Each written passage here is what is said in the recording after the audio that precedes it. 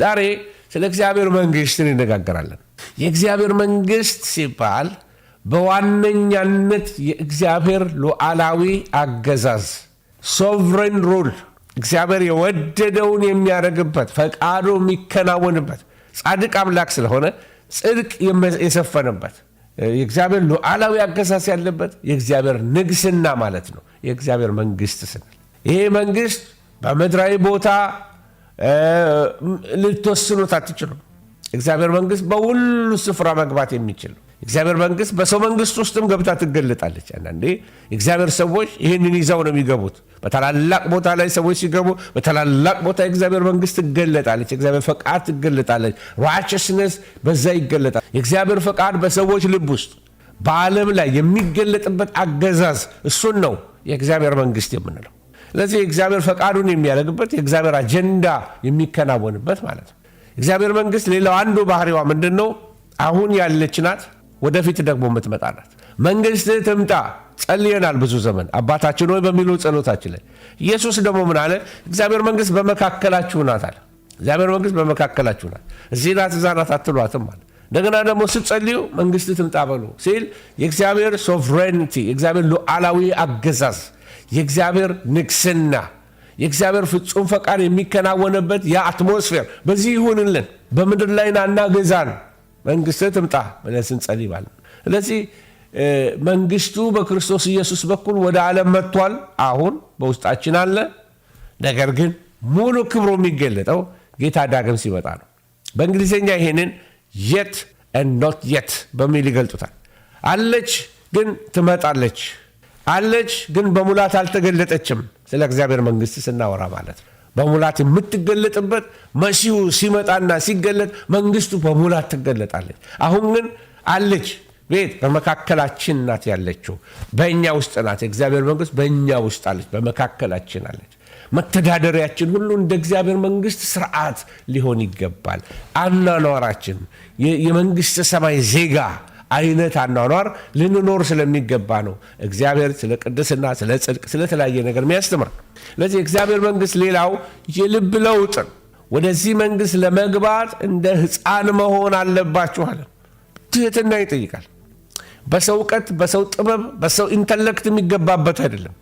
በመጀመሪያው ክፍለ ዘመን ላይ የነበሩ ኖስቲክስ የሚባሉ ሰዎች ነበሩ። ኖስቲሲዝም አንዱ በቃ በእውቀትና በልቀት እግዚአብሔር ምስጢር መረዳት የሚቻል የመንግስትን ምስጢር መረዳት የሚቻል አድርገው ነበር የሚያስተምሩት። ለዚህ ነው አንደኛ ዮሐንስ፣ ሁለተኛ ዮሐንስ፣ ሶስተኛ ዮሐንስ የተጻፈው አጌንስት እነዚህ ኖስቲክሶች ወይም ደግሞ እነዚህ በእውቀት እግዚአብሔር መንግስት ወይም ደግሞ ሰማያዊ ምስጢር እንረዳለን፣ እኛ ኢሊት የሆን ግሩፖችንን፣ እኛ በእኛ ሲስተም ውስጥ ካልሆነ እግዚአብሔር መንግስት አትገለጥም የሚል የስህተት ትምህርቶች ነበሩ። ስለዚህ የልብ ለውጥ ነው። እንደ ህፃናት መሆን አለባችሁ። ትህትና ያስፈልጋችኋል። ዝቅ በላችሁ። ልክ ኒቆዲሞስን እንዳለው ወደ እግዚአብሔር መንግስት ዳግመኛ ካልተወለድ አትገባ። ዳግመኛ እንደገና ወደ እናቴ ማፀን እንዴት ነው የምገባው ነው። አንተ የእስራኤል መምህር ስትሆን ይሄ አይገባህም።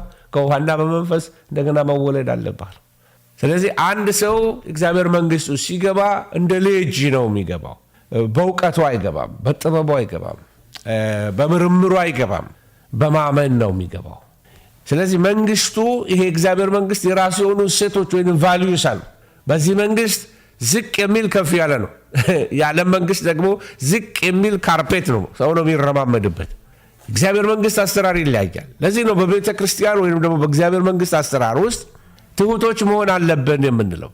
እንደ ዓለም መንግስት አይደለንም፣ እንደ ዓለም አስተዳደር አይደለንም። እኔ አንደኛ፣ እኔ እበልጣለሁ፣ እኔ አዋቂ የሚባል ነገር ካለ የእግዚአብሔር መንግስት ባህሪ አይደለችም። እግዚአብሔር መንግስት የትሁታን መንግስት ናት። እግዚአብሔር መንግስት እሱ ሊልቅ እኔ ላንስ የሚባልባት መንግስት ናት። ስለዚህ ይሄ በተለይ በጣም ከሚገባ በላይ እየተራገበ ይሄ ሞቲቬሽናል ስፒኪንግ የሚባላል በሀገራችን። አነቃቂ አንደበቶች አይጠቅምም ማለት አይደለም፣ ያንን መቃወሚያ አይደለም። ግን when it comes ወደ ወንጌል ስንመጣ ግን በጣም ብዙ ህጸጽ በውስጡ አለበት። በጣም ተጠንቀቀን ነው አንዳንድ ሞቲቬት የሚያደርጉት ነገር ከሚገባ በላይ በራሳችን ኮንፊደንስ ኖሮን በቃ እግዚአብሔር አያስፈልገኝም እስከምንል ድረስ ያልሆነው ነኑሉ እስክንል ያ ትምህርት ነው ቤተ ክርስቲያን ውስጥ ገብቶ ሰዎች ከሚገባ በላይ ራሳቸውን ፓፍዳፕ ያደርጋሉ። ከሚገባ በላይ ራሳቸውን ኤግዞልት ያደርጋሉ። ስለ ራሳቸው እኔ እንደዚህ አድርጌ ጸልዬላት አጋንንት አስወጥቼላት እኔ እንደዚህ አድርጌ እንደዚህ ሆኜ እንደዚህ የራስና ከመድረክ ሰዎች በቦልድነስ ሲያወሩ ሰዎች ይሰማቸዋል። That's not the kingdom of God. ያ እግዚአብሔር መንግስት አይደለም። እግዚአብሔር መንግስት የትሑታን መንግስት ናት። እግዚአብሔር መንግስት ኢየሱስን ከፍ የምታረግ መንግስት ናት። እግዚአብሔር መንግስት እኛ ራሳችንን ሸፍነን ኢየሱስን ምንገልጥባት መንግስት ናት። ለዚህ የመንግስቱ እሴቶች ሊገቡን ያስፈልጋል። መተዳደሪያ ደንብ አለው ይሄ መንግስት። እንደ ዓለም ልንመላለስበት አንችልም። ለዚህ በዚህ መንግስት ዝቅ የሚል ከፍ ይላል አልኳቸው። በእግዚአብሔር መንግስት እግዚአብሔር ለትሑታን ጸጋ ይሰጣል፣ ትዕቢተኞችን ግን ይቃወማል ነው የሚለው መጽሐፍ ቅዱስ።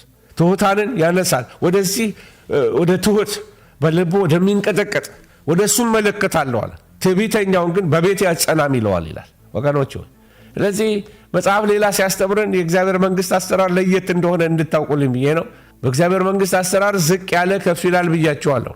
ሌላው ደግሞ የሚሰጥ ይቀበላል።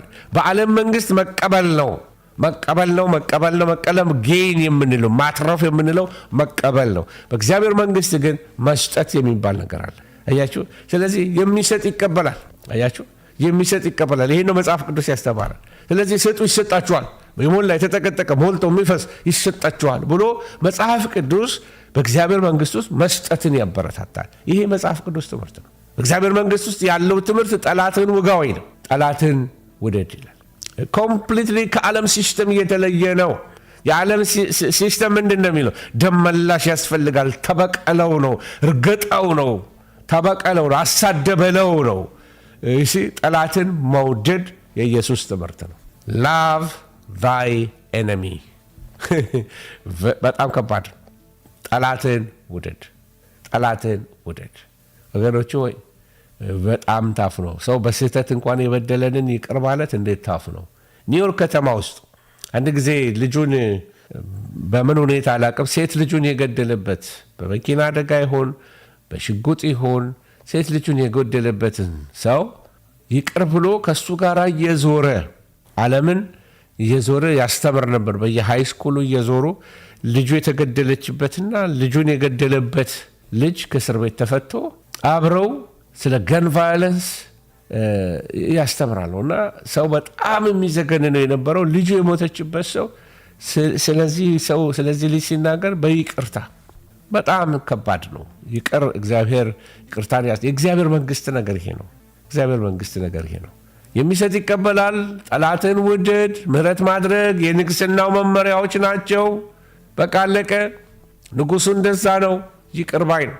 ስለዚህ ወደ መጽሐፍ ቅዱስ ትርጉም ስንመጣ የእግዚአብሔር መንግስት ምን ትመስላለች? ለእግዚአብሔር መንግስት ስንነጋገር የእግዚአብሔር መንግስት በመጀመሪያ ምናያት እንደ የእግዚአብሔር ንግስና ያለባት የእግዚአብሔር አገዛዝ ያለባት በውስጧ መጽሐፍ ቅዱስ ሲናገር የእግዚአብሔር መንግስት ጽድቅና ሰላም በመንፈስ ቅዱስ የሆነ ደስታ የሞላባት ናት። እሺ፣ የእግዚአብሔር መንግስት ጽድቅና ሰላም በመንፈስ ቅዱስ የሆነ ደስታ፣ በስካር አይደለም፣ በዓለም አይደለም፣ ሰላም ያለበት ነው፣ ጽድቅ ያለበት ነው። ጽድቅ እንድናረግ የሚያደርገን ነው። የእግዚአብሔር መንግስት በውስጡ ያለ በቃ ይሄ ነው። righteousness, peace and joy in the Holy Ghost። ይሄን ነው መጽሐፍ ቅዱስ የሚናገረው። ለዚህ የእግዚአብሔር መንግስት ብለን ስናወራ ከዓለም መንግስት የተለየች ባንዲራዋ የተለየ ባንዲራ ስላችሁ ይሄ ጨርቁ ወይም ወረቀቱ ከሚታየው ስዕሉ ሳይሆን የምናገረው ባህሪያት ጽድቅ የሞላባት መንግስት ናት። እግዚአብሔር መንግስት ሰላም የተፈቀደበት ሰላም እንደ ውሃ የሚፈስባት ናት። እግዚአብሔር መንግስት ደስታ ያው በመንፈስ ቅዱስ የሆነ ደስታ ነው። አዝናለሁ ሰዎች ደስታን ለማግኘት ለመጠጥ ጥቅስ ሲሰበስቡ ለመጠጣት በመጠጣት ለመዝናናት ለመደሰት ጥቅስ በጣም ስለመፈለግ በጣም በቃ ወዲያ ሲሉ ከሰባኪ ሲያማረጠው አስታውሳለሁ። በአንድ ዘመን ላይ ስለመጠጥ አስተምሬ የተቆጡኝ ሰዎች ነበሩ። በጣም የተቆጡኝ ሰዎች ነበሩ። እና በመንፈስ ቅዱስ ስትሞሉ አያስፈልጋችሁም። ይሄ ሱፐርፊሻል የሆነው በወይን መዝናናት፣ በዘፈን መዝናናት፣ በዚህ ዓለማዊ በሆነ በውስጥ ቆሻሻ በሆነ ሰይጣን በደረሰው ድርሰት አትዝናኑም። የረከሰ ነው ለእናንተ። እናንተን የሚያስደስታችሁ በመንፈስ ቅዱስ የሆነ ሰላም፣ በመንፈስ ቅዱስ የሆነ ጽድቅ፣ በመንፈስ ቅዱስ የሆነ ደስታ ረፍት ይሰጣችኋል። እንዲሁ ዝም ብሎ ኪሳችሁ ሳይሞላ ደስ ይላችኋል። እንዲሁ በጥርስ ብቻ ሳይሆን በልባችሁ ሁሉ ትስቃላችሁ። ልባችሁ ፈገግ ብሏል፣ ፊታችሁ እንኳን ባይል አንዳንድ ጊዜ ሰላም አላችሁ።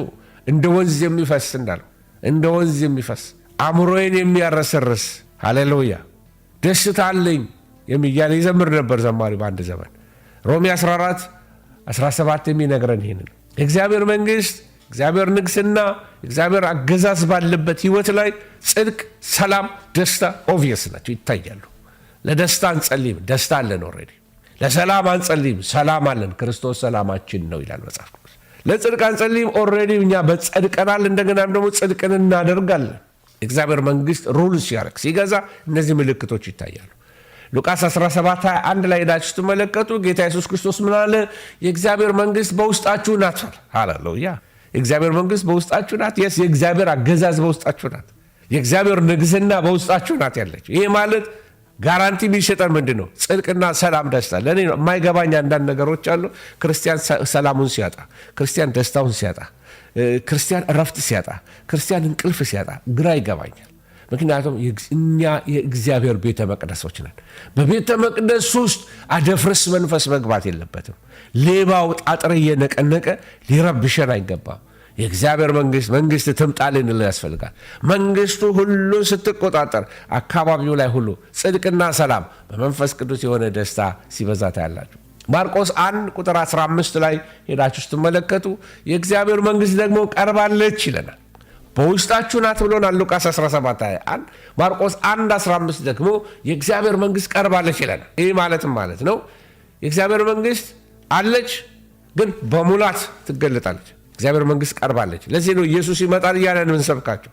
ለዚህ ነው ኢየሱስ ሊትራሊ እግሮቹ በደብረ ዘይት ተራራ ላይ ይቆማል ነው በምድር ላይ መንግሥቱን ይመሰርታል ብለን የምናስተምራችሁ። ለዚህ ነው በአካል ትገለጣለች። አሁን ከእኛ ጋር ናት፣ ትመጣለች። የት ኖት የት በሚለው ፕሪንሲፕል ማለት ነው።